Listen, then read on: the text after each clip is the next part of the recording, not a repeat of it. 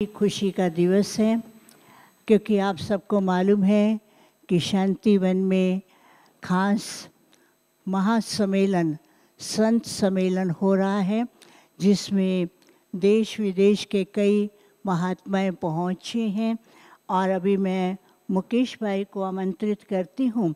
हमारे बीच में माननीय महात्माएं कहें, महामहात्माएं कहें या महामंडलेश्वर कहें, धर्म आत्माएं कहें, उनका पूरा परिचय देंगे और मंच पर आएंगे और हम सभी का स्वागत करेंगे। स्वागत के बाद आपके मुखारविंद से भी सुनेंगे। मुकेश भाई, हाँ बोलो, पहले परिचय दो, एक एक को बुलाओ।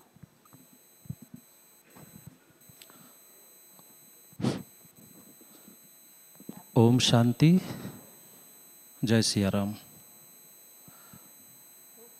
आज हमारे बीच में अयोध्या और वृंदावन महाराज जी के दोनों जगह स्थान है।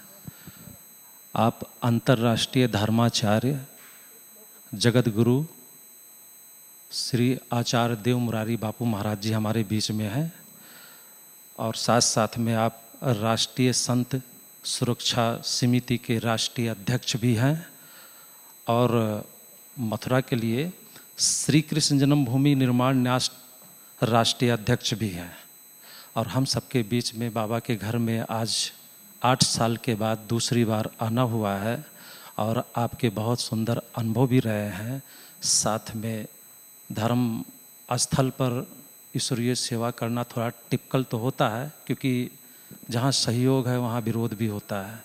तो ऐसे समय के लिए बाबा ने आपको निमित्त बनाया है कि बहुत सारी ऐसी गतिविधियाँ विरोधाभास रहता था तो महाराज जी लोग उसमें आगे बढ़ चढ़ के उस विरोध को भी वो सहयोग में बदलने का अपना पूरा सहयोग देते हैं।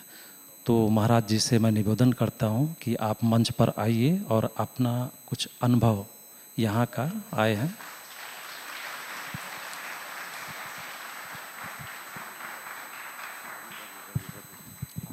अच्छा, हाँ। और हमारे बीच में संघ के इंजीनियर रवि भाई जो कि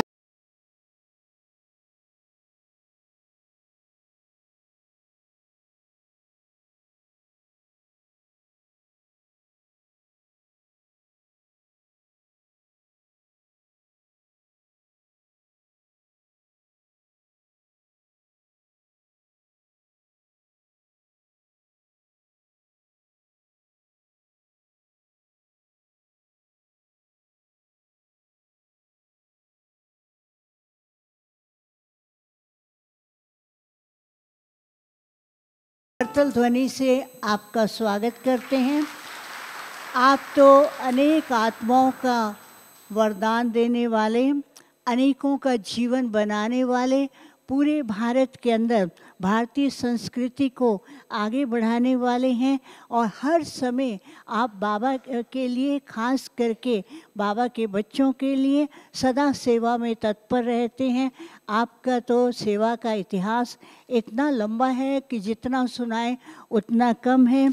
बाबा ने आपको इतनी शक्तियाँ, इतने गुण दिए हैं, उन शक्तियों और गुणों के कारण ही आप अनेकों की सेवा करते हैं। सबसे बड़ी बात है कि आपको अपने भारतीय संस्कृति के प्रति बहुत प्यार है और उस प्यार के कारण भारतीय संस्कृति को भी आगे बढ़ाने में आपका अथक प्रयास रहता है।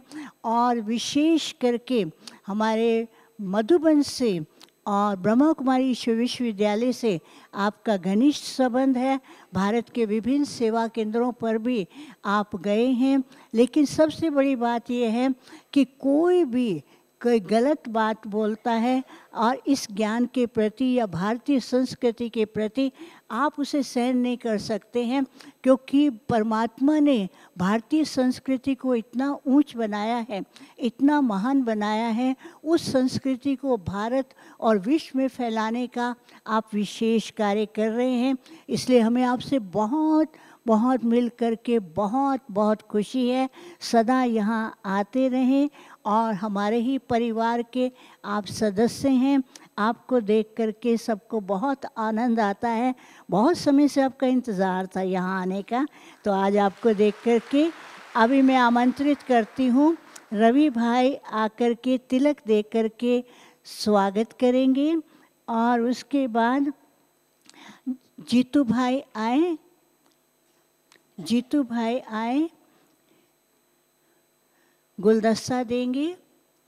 सुशील भाई आप आओ।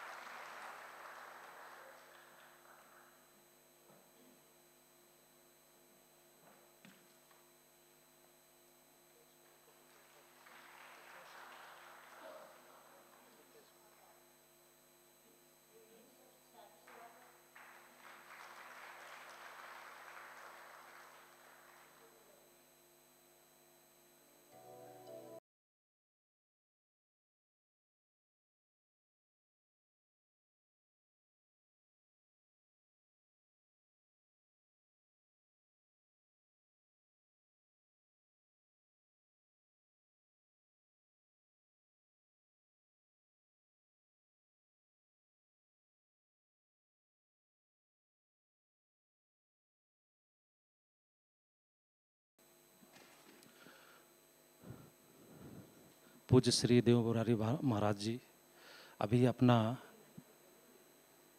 कुछ क्रीम अनुभव जो यहाँ पर बाबा के चारों धाम पे भी आप गए तो अपना कुछ अनुभव बता रहे थे, वो भी शेयर करेंगे। साथ में कैसे कितना सहयोग किया है बाबा ने, इनके द्वारा मदद कराया है आश्रम की गतिविधियों का, जो नकारात्मकता था वो भी अपना अनुभव शॉर्ट में 10 मिनट में ज़रूर सुनाएंगे महाराज जी। मैं महाराज जी से अनुरोध करता हूँ।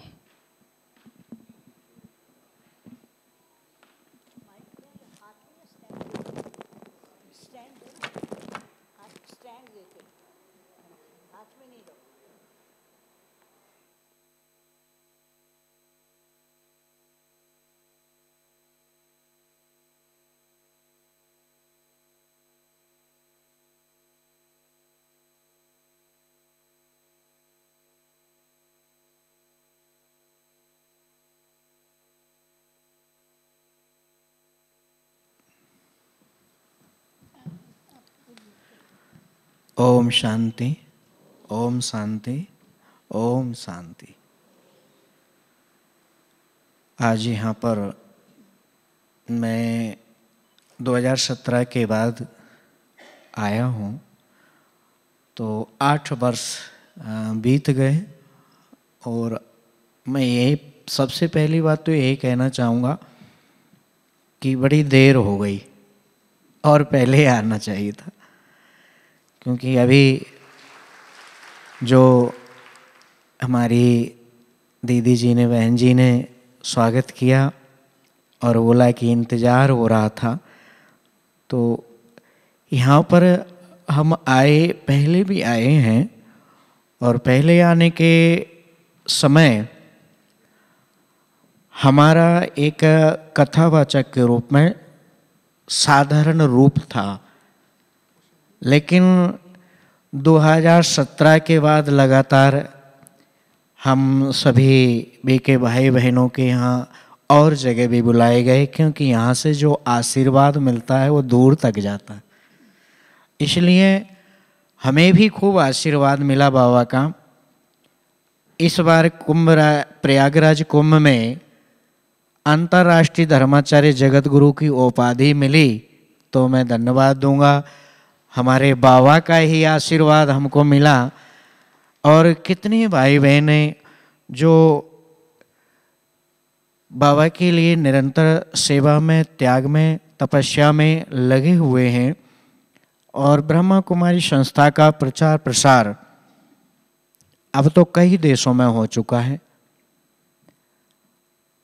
यहाँ पर जो हमारे भाई बहन हैं, उन सब के लिए जो योग सिखाया जाता है, ध्यान सिखाया जाता है, मेडिटेशन बताया जाता है, वो हमारे जीवन में एक बहुत बड़ा कार्य करने वाला है। आप गीता को ले लीजिए, भागवत को ले लीजिए और रामचरितमानस को, सब जगह एक ही बात बताई गई है, वो है कि मन को बस में करो। योग के द्वारा, ध्यान के द्वारा, इन सभी चीज़ों के द्वारा केवल मन को बस में किया जाता है, क्योंकि मन एक ऐसी चीज़ है जो किसी के जल्दी बस में नहीं आती।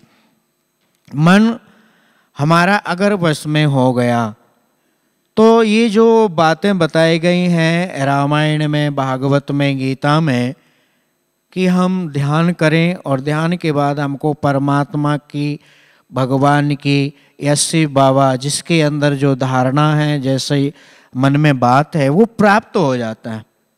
लेकिन हमारा मन निर्मल कैसे हो, इसलिए इस बात पर ज़्यादा जोर दिया जाता है। रामचरितमानस में भी कहा, यदि हमारा मन निर्मल हो गया तो हमारा ध्यान तुरंत लग जाएगा। सहज विमल मन लाग समाधि और सुमृत हरि श्राप गतिवादी, ये बात देवऋषि नारद जी के लिए कही गई है, जिनको एक क्षण बैठने का भी वरदान नहीं था, श्राप था कि आप एक क्षण भी कहीं बैठ नहीं सकते। लेकिन जैसे ही सुंदर आश्रम में गए, पुनीत आश्रम में गए, तो वहाँ पर देख करके मन इतना खुश हुआ, मन निर्मल हो गया। और मन को निर्मल होते समाधि लग गई, और समाधि लगते ही उनका श्राप भी खत्म हो गया और ध्यान में बैठ गए। सहज विमल मन लाग समाधि।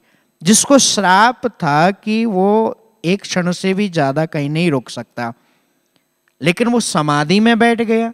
कारण क्या था कि आश्रम नरक श्राप गतिवादी, आश्रम बड़ा पुनीत और पवित्र था, जहाँ पर वो पहुँचे और मन पवित्र हुआ, मन निर्मल हुआ और समाधि लग गई। अब आप लोगों को जो बताया जाता है या बाहर जो बताया जाता है, जो लोग अपने घर में रहते हैं, तो घर में मन शांत नहीं होता। कभी बच्चे की टेंशन, कभी पत्नी की टेंशन, कभी परिवार की टेंशन, कभी राशन की टेंशन, अनेक टेंशन से जो व्यक्ति घिरा हुआ है, तो वो घर में बैठकर आंख बंद करेगा तो उसका ध्यान लगेगा क्या? ये संभव नहीं है। इसलिए घर गृहस्थी को क्या कहा है? गृह गृहस्थी नाना जंजाला। हमारे ये जो घर गृहस्थी है, अनेक प्रकार का जंजाल है और हम इसलिए घर छोड़कर अब कहे कि बोले मन निर्मल कहाँ होता है, हम किसी जंगल में चले जाएं, किसी वन में चले जाएं, जहाँ पर गुफा में बैठकर हम ध्यान करें और भगवान को प्राप्त करें, उनका दर्शन हो। तो अनेक जगह बताई गई हैं।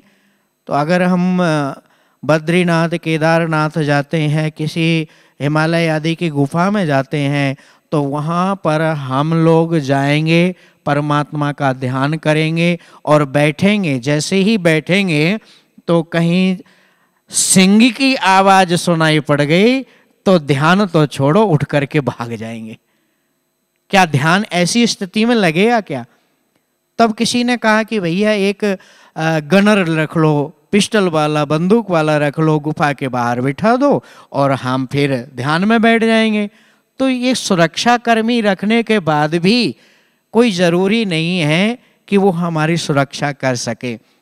तो विचार आया, बहुत सारे लोग विचार करते हैं। हमें भी जब मन करता है कि हम किस जंगल में जाएं, किस गुफा में जाएं, तो कहाँ सुरक्षित हों। तो किसी वन में हम जाएंगे तो सुरक्षित नहीं है। इसलिए हमारे लिए मन में खुद आता है, जो आप लोगों के मन में आता है कि अगर सुरक्षित वन में जाना है तो शांति वन चले जाओ। पूरी हाई सिक्योरिटी है, कहीं से ना बाघ आएगा, ना चीता आएगा, ना कोई गुंडा आएगा, ना बदमाश आएगा। यहाँ पूरी तरह सुरक्षित हो। आप ध्यान करके बैठो, आप आंख बंद करके बैठो, आप बाबा को याद करो, या जो भी आपको करना है वो आप पूरी तरह से कर सकते हैं। और वैसे भी कहा गया है कि 50 के बाद तो वन लग जाता है। अब जब गिनती करते हैं तो 50 के बाद क्या होता है? 51, 52। तो 50 के बाद तो वन वैसे ही कहा गया है। रामचरितमानस में भी लिखा है, चौथे पन जाए नृप कानन। वन को जाते थे चौथे पन में। हम 50 वर्ष बाद शांति वन आए, ज्ञान सरोवर आए, तो ये कोई ज़रूरी नहीं है। इसलिए अब यहाँ पर तो ऐसी परंपरा बन गई, छोटे छोटे बच्चे भी यहाँ आ रहे हैं और आनंद ले रहे हैं, अपने जीवन का सीख रहे हैं, ध्यान योग। अब यहाँ पर अभी मुझे मालूम चला कि कम से कम 2000 बच्चे लोग यहाँ पर आए हुए हैं और सब आनंद ले रहे हैं। यहाँ की जो परंपराएं हैं, यहाँ पर जो सिखाया जा रहा है, प्रशिक्षण ले रहे हैं, सबके लिए आनंद वाली बात है। तो यहाँ पर सबसे पहले मन में शांति मिलती है। तो कहा जाता है यथा नाम तथा गुण। यहाँ पर लोगों को शांति मिली, इसलिए लिख दिया शांति वन। तो शांति वन में आएंगे तो शांति मिलेगी, और कहीं घर गृहस्थी में पड़े रहेंगे तो अशांति मिलेगी। अब सोचना यह है कि शांति प्राप्त करना है कि अशांति प्राप्त करना है। अब यहाँ पर बहुत सारे भाई बहन बड़े पवित्र विचार से, त्याग और ब्रह्मचर्य से रहते हैं। बहुत सारे लोग कहते हैं कि भैया वहाँ जाओगे तो वो लोग घर द्वार छुड़ा देते हैं। वैसे भी घर द्वार तो छूटना है, आज नहीं तो कल, लेकिन परमात्मा को प्राप्त करने के लिए घर द्वार छूटे तो हमारा जीवन सार्थक हो जाएगा। हमारे लिए जो जीवन में मूल उद्देश्य है, इस शरीर का जो सार है, वो भगवान श्री राम ने रामायण में कहा है, यह तन कर फल विषय न वाई, स्वर्गौ अल्प अंत दुखदाई। इस शरीर का फल विषय भोग नहीं है। इस शरीर को अगर, शरीर से अगर स्वर्ग की भी प्राप्ति कर लो, वो भी अल्प समय में हमको स्वर्ग से भी धक्का मार के निकाल दिया जाता है। तो क्या करें? हमारे जीवन में हमारे लिए क्या महत्वपूर्ण है? बोले कि बाबा में समा जाओ, ब्रह्मा में समा जाओ, पुनरपि जननम पुनरपि मरणम वाली स्थिति समाप्त हो जाएगी।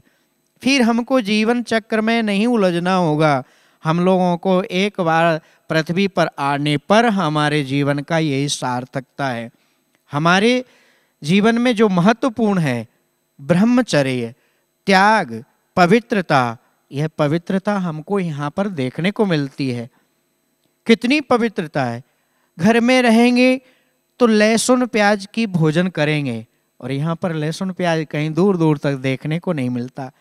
हम घर गृहस्थी में रहेंगे, कभी मन करेगा परिवार के बच्चे लोग बोलेंगे चलो होटल में चलें, चलो ढाबा पे चलें, उनकी बातों को मानकर हमको वहाँ खाने जाना पड़ेगा। जो एक अपवित्र भोजन होता है वो करना पड़ेगा। लेकिन यहाँ संस्था के माध्यम से इतनी पवित्रता के साथ भोजन बनाया जाता है और कहा गया यथा अन्न तथा मन, जैसा अन्न खाओगे वैसा मन होगा। तो पवित्र भोजन मिलता है, इसलिए यहाँ पर मन भी तुरंत पवित्र हो जाता है और बाबा पे ध्यान लग जाता है। बाबा याद आते हैं हमारे जीवन में। जब कहीं दुख का समय आए, कोई परेशानी आए तो बाबा को याद करते हैं। हमारी दीदी जी बता रही थी जब याद करेंगे बाबा को, बाबा तुरंत प्रकट होकर हमारे कार्य करते हैं, हमको सांत्वना देते हैं, मार्ग निर्देशन करते हैं। तो हमारे जो अनुभव हैं, हम शांति की खोज में निकले थे और शांति मिलेगी तो हमें शांति वन में ही मिलेगी। यहाँ पर ज्ञान सरोवर है। एक कहावत है कि शांति प्राप्त करना है तो ज्ञान सरोवर में डुबकी लगाओ और शांति वन में रहो तो ज्ञान भी मिलेगा, शांति भी, दोनों एक ही जगह प्राप्त हो जाती हैं। यहाँ आने के बाद कोई वापस जाने का किसी का मन नहीं करता। यहाँ पर लोग एक महीने तक यहाँ रहते हैं, जिनको अपने घर की भी सुधि नहीं रहती है, अपने घर परिवार को भूल जाते हैं। क्योंकि जो हमारे शरीर को, जो हमारी आत्मा को चाहिए वो यहाँ पर मिलता है हम लोगों को। इसलिए हम बहुत समय तक यहाँ पर समय दे करके अपने जीवन को सार्थक बनाते हैं। इतनी पवित्रता, इतना त्याग, इतना सेवा, मुझे लगता है कि ये पराकाष्ठा है सेवा, त्याग और पवित्रता की। यहाँ पर जो हमको देखने को मिलता है बहुत ही आनंद आता है। और यहाँ हमारे साथ में मुकेश भाई जी आए हैं। इसी परंपरा को आपके मुकेश भाई जी अयोध्या में चला रहे हैं। अयोध्या इंटरनेशनल परिसर बन चुका है। राम जन्मभूमि के बाद अब दर्शन करने के लिए हमारे सभी भाई बहन जाते हैं।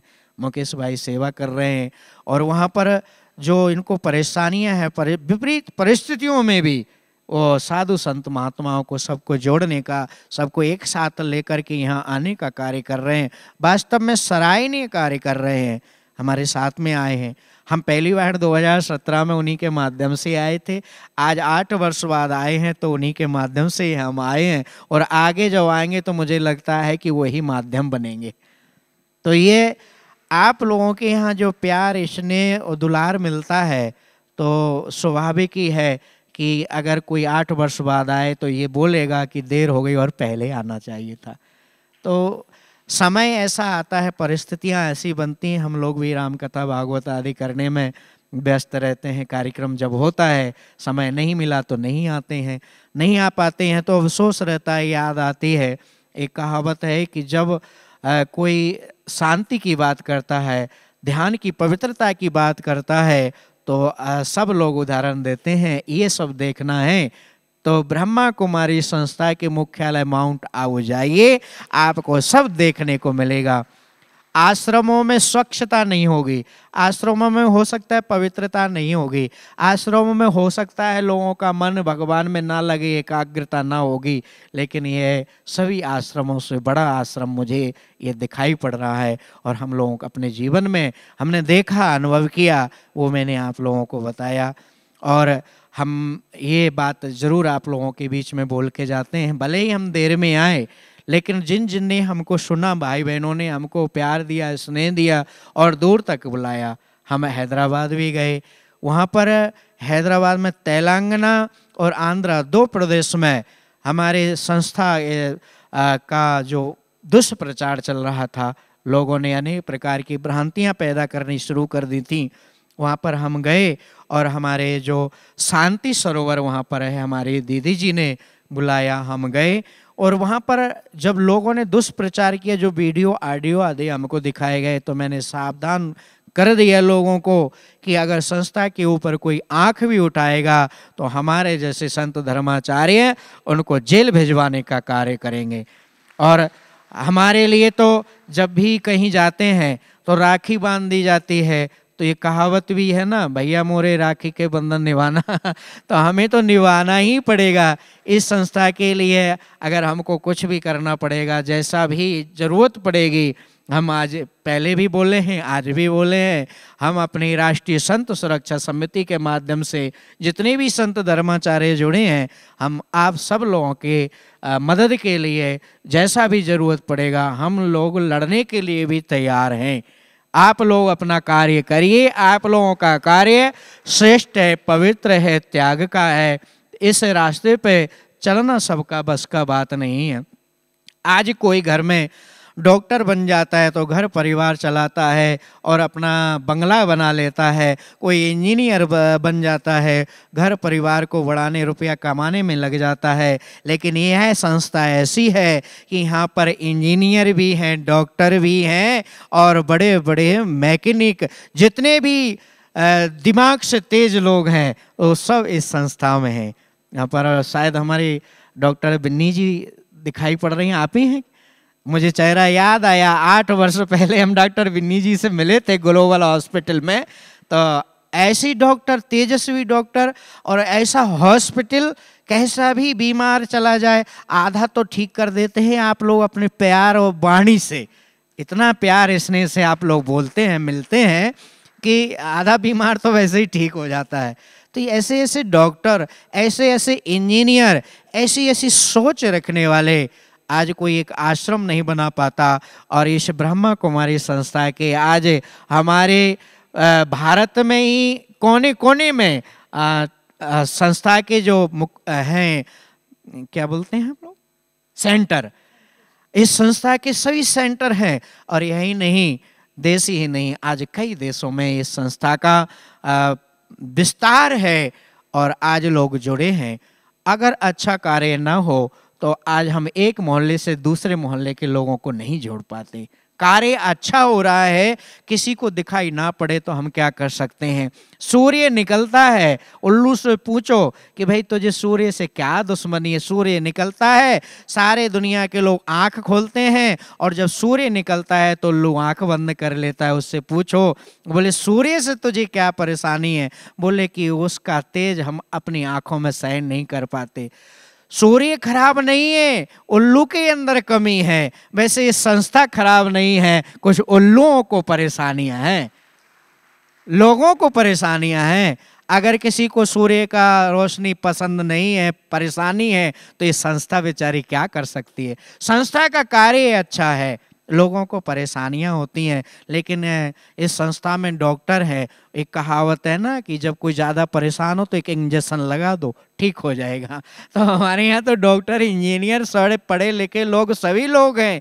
तो जो लोग खराब हैं उनको भी ठीक करने का कार्य संस्था के माध्यम से किया जाता है। जो लोग व्यसन में हैं उनका व्यसन छुड़ाने का कार्य संस्था करती है। हर कार्य संस्था के माध्यम से होते, लोगों को लाभ मिलता है। ऐसा सुंदर कार्य संस्था में बहुत बहुत सराहना करते हुए आप लोगों का ज़्यादा समय ले लिए, इसलिए यहीं पर अपनी वाणी को विश्राम करते। ओम शांति।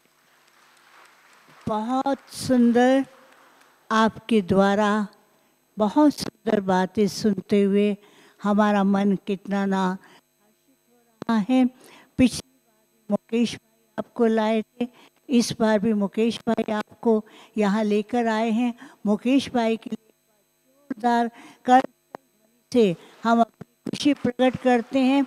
लेकिन एक बात मैं कहना चाहूँगी, ये आपका घर है। अभी इस बार धर्माचार्य जी, आप मुकेश भाई को अपने साथ लाएंगे। ताली बजाओ सब।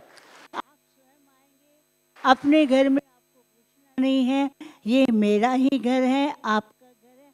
आप केवल अकेले नहीं, पूरे संत महात्माओं को साथ में लेकर, ग्रुप लेकर के आएंगे, और मुकेश भाई और भी साथी यहाँ पर आएंगे।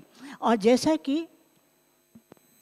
जैसा कि आपको बता रहे थे, ये बाबा कहते थे, बाबा हमेशा बच्चों को कहते थे, बच्चे ये आपका घर है, अपने घर में अपने ही बच्चों का बाबा स्वागत करते हैं। और ये ऐसा परिवार है जहाँ इतने भिन्न भिन्न जाति, भिन्न भिन्न स्थानों से आए हुए भाई बहनें एक ईश्वरीय परिवार की तरह रहते हैं। और जैसा आप ये बता रहे थे, ज्ञान सरोवर में ज्ञान मिलता है, शांतिवन में शांति मिलती है, और पांडव भवन में शक्ति। इस स्थान का नाम है पांडव भवन, और ये वो स्थान है जहाँ पहले पहले बाबा यहाँ आए थे और बाबा ने खुद बैठ कर के बहुत तपस्या की। हमारी दादियों ने सब ने मिल कर के तपस्या की और बाबा हमेशा कहते थे जितनी आप तपस्या करेंगे उससे चारों ही तरफ ये वाइब्रेशन फैलेंगे और बाबा का प्यार और उस प्यार और तपस्या के कारण आज सारे विश्व के अंदर बहुत ज़्यादा सेंटर खुलते ही जा रहे हैं और ये पांडव होने के बीज की तरह है। ये बीज पावरफुल हैं तो उसके कारण आप देखते हैं ये संस्था वट वृक्ष की तरह आगे बढ़ती जा रही है। हम फिर से आपका बहुत बहुत स्वागत करते हैं। हम आशा करते हैं कि आप निमंत्रण का इंतज़ार नहीं करेंगे, आप हमें खुद फ़ोन करेंगे, हम आ रहे हैं, बस आना ही है। आपका घर है, कभी भी आप आइए, हमको खुशी होंगे। हैं? हाँ, लो किसको देना? हाँ हाँ जी, आप इनका नाम क्या?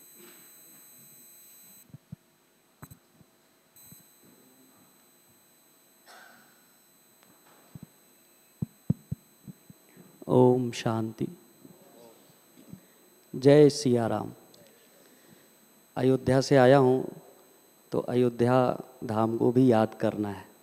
श्री राम जन्मभूमि की जय हो, श्री अयोध्या धाम की जय हो, भारत माता की जय हो। मैं, जैसा मेरे परिचय में मुकेश भैया ने बताया, मैं इंजीनियरिंग का विद्यार्थी हूँ। एमटेक की पढ़ाई पूरी करने के बाद सामाजिक और राजनीतिक आध्यात्मिक क्षेत्र में अयोध्या में काम करता हूँ। बचपन से राष्ट्रीय स्वयंसेवक संघ के साथ संपर्क हुआ तो स्वाभाविक रूप से समाज के साथ जुड़ना हो गया। अभी कुछ दिनों पहले मैं दिल्ली किसी विशेष प्रयोजन से जा रहा था। रास्ते में मुकेश भैया का संदेश आया कि आपको मेरे साथ माउंट आबू चलना है। कई वर्षों से मैं सोचता था, मैं लगभग 20 वर्ष पहले दिल्ली था तो वहाँ पर मैंने एक सेंटर देखा था और वहाँ लिखा था प्रजापिता ब्रह्मा कुमारी ईश्वरीय विश्वविद्यालय। मन में जिज्ञासा थी, ये कैसा विश्वविद्यालय है, क्या पढ़ाया जाता होगा। और मैं उस विश्वविद्यालय के दरवाजे तक गया भी था, परंतु उस समय शायद मेरे भाग्य का दरवाज़ा नहीं खुला था और वहाँ पर मैं अंदर नहीं जा पाया।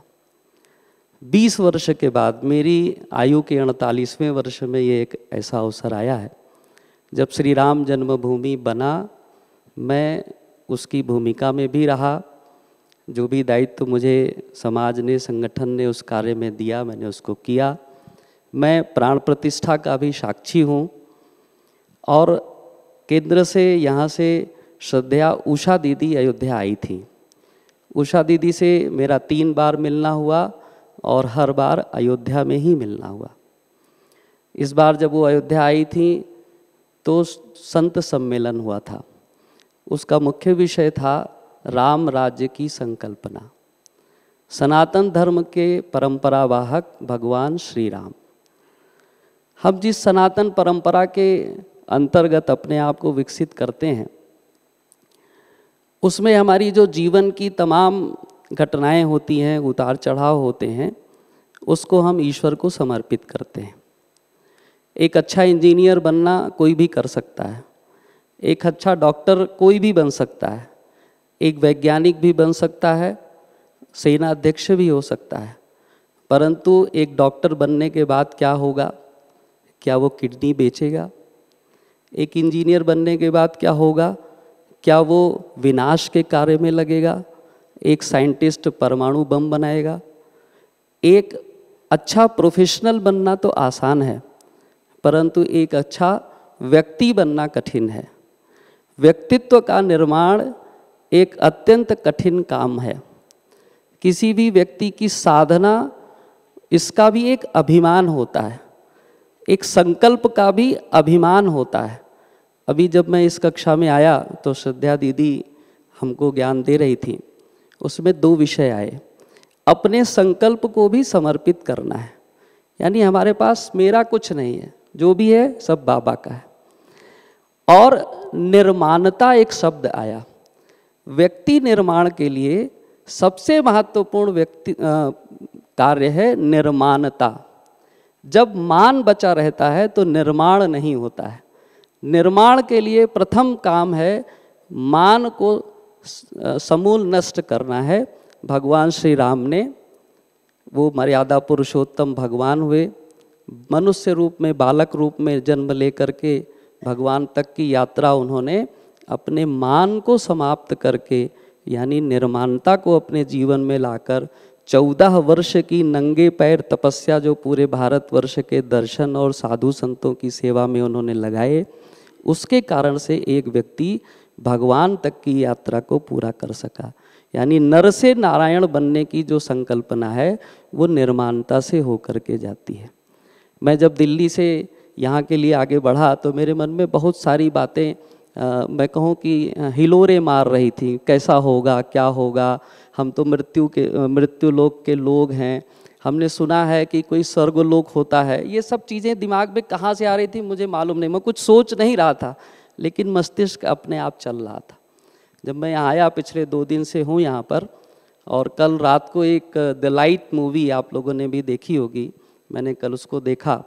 उसमें Brahma Baba I will make a new heaven, एक नया स्वर्ग बनाऊंगा, ऐसी उनकी जो संकल्पना थी। यहाँ आकर मैंने उस स्वर्ग का दर्शन किया और मैं भाग्यशाली हूँ, और इस बात का मैं साक्षी हूँ कि निश्चित रूप से बहुत शीघ्र ही ये पूरा भारतवर्ष उस महान संकल्प के साथ एकाकार होगा, और बहुत जल्दी ही वो समय आएगा जब भारत विश्वगुरु होगा, और विनाश के बाद पुनः निर्माण की जो प्रक्रिया प्रारंभ होगी, हम सभी उसके साक्षी बनेंगे, हमारी उसमें भूमिका होगी। इसलिए हम अपने अपने दायित्व का निर्वहन करते हुए संपूर्ण समर्पण भाव से लगे रहें। मैं अपने आप को भी आपके साथ जोड़ता हूँ, समर्पित करता हूँ। अयोध्या की धरती से और राम राज्य की संकल्पना के लिए मैं निरंतर राजनीतिक और सामाजिक क्षेत्र में काम करता हूँ, परंतु मुझे लगता है कि मैं पिछले 2 दिन से जिन शक्तियों को लेकर अपने साथ जा रहा हूँ, मेरे काम में वो और सहयोगी होंगे। जहाँ भी मेरी आवश्यकता होगी मैं आपके साथ, जैसा पूज्य महाराज जी ने कहा, हम सब लोग आपके साथ खड़े हैं, क्योंकि ये श्रेष्ठ कार्य है और श्रेष्ठ कार्य सबको करना चाहिए, किसी को भी इससे दूर नहीं जाना चाहिए। जो दूर जाएगा वो विनाश का कारक और विनाश का कारण बनेगा। हम विनाश का कारण नहीं बनेंगे, हम निर्माणता के साथ, व्यक्तित्व निर्माण के साथ अपने राष्ट्र निर्माण की भूमिका में अपनी अपनी भूमिका का निर्वहन करेंगे।